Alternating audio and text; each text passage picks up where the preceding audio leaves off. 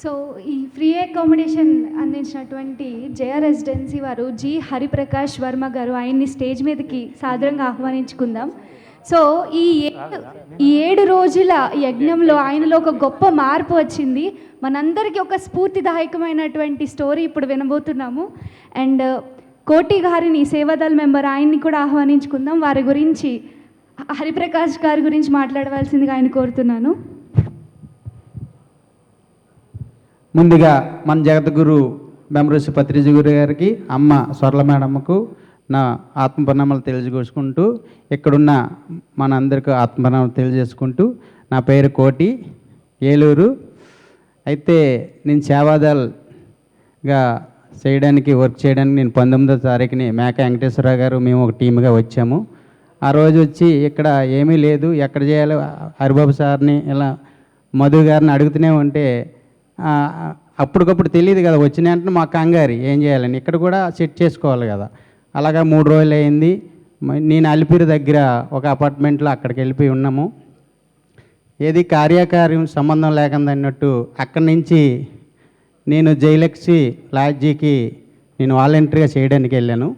అక్కడ రోజు సార్ పరిచయం అయ్యారు, లాడ్జీ ఓనర్ గారు వీళ్ళ ఫ్రెండ్స్ ఇద్దరును. నేను ఆయనేమో గుళ్ళు గురించి, నేను గుడి కడుతున్నా, ఎంత ఈ గుడి కట్టాను అంటే రఘుపతి దేవి గుడి కడుతున్నారంట. నాకు ఆ మాట కూడా అర్థం కాలే పూర్తిగా.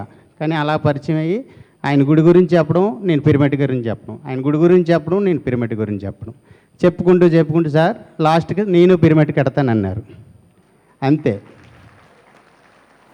వెంటనే సార్ వెళ్దాం సార్ అనేసి ఇక్కడికి 70 కిలోమీటర్లు తీసుకొని అక్కడ లాడ్జీలో కీ సైన్లు అక్కడ రాసుకుంటూ అన్నీ చేసుకుంటూ అక్కడ లాడ్జీని చూసుకుంటూ మన వాళ్ళు ఎవరు వచ్చినా ఇబ్బంది లేకుండా లిఫ్ట్ ఎక్కించి పైన రూములు చూపెట్టుకొని ఒక అద్భుతంగా అక్కడ సేవ చేసే అవకాశం నాకు వచ్చింది.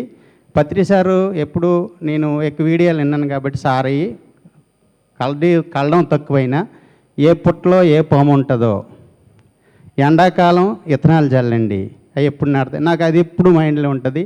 వాళ్ళు ఎవరేమనుకున్నా నా పని చెప్పడమే. అలాగే చెప్పిన కార్యక్రమంలో హరి సారు నాకు పరిచయం అవ్వడం, ఆ వెంటనే పిరమిడ్ కడదాం, 2 ఆ గుడి కడుతున్నారు. 70 కిలోమీటర్ ఫస్ట్ రోజు వెళ్ళాము, చూసాము, ధ్యానం చేయించాను, అక్కడ ధ్యానం చేసాము. అక్కడ చాలా బాగుంది. వేరే వాళ్ళ చేత జూమ్లో మాట్లాడించాను. మళ్ళీ నిన్న మన శాకారాలు యాన వేసుకొని మళ్ళీ ఆ 70 కిలోమీటర్లు శివసారం తీసుకెళ్ళాను. అక్కడ పౌర్ణమికి భోజనాలు పెట్టి నైటు భజన చేసుకొని భోజనాలు పెడతారు. సార్ ఈ భజనతో పాటు చిన్ని కూడా ధ్యానాన్ని మీకు చేయండి సార్, మళ్ళీ నెల చేద్దాం సార్, నేను మీకు ఎవరినొకరు కలుపుతాను సార్ అన్న. అనుకోకుండా నేను శివసార్ కనబడడం, మళ్ళీ మేము నిన్న యానేసుకొని వెళ్ళి ఒక గంట సేపు భగవద్గీత చెప్పాము. అక్కడ చెప్పి రాత్రి 11 అంత అయింది వచ్చాము. చాలా ఆనందంగా ఉంది. ఒక కొత్త మాస్టర్కి ధ్యానం చెప్పడం అంటే చిన్న విషయం కాదు. ఈ తిరుపతిలో వచ్చి అదే వెంకన్న బాబు దగ్గర గుడికి వెళ్ళడానికి మనం తిరుపతిలో ఉండి 10 రోజులు ఇక్కడ ఉన్నందుకు చాలా థ్యాంక్ యూ సార్. అలాగే ఇప్పుడు హరి సార్ గారిని మాట్లాడు. ఒకసారి గట్టిగా చప్పట్లు కొడదాం సార్కి. చాలామంది వెయిట్ చేస్తున్నారు. Thank you. అలాగే డొనేషన్ టీం, రాముల్ సార్ టీం, ఒకసారి రాముల్ సార్గా గట్టిగా చప్పట్లు కొడదాం.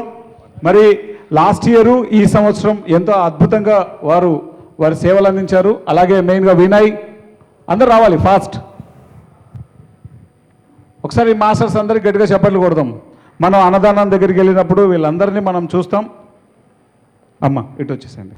Music please, music please.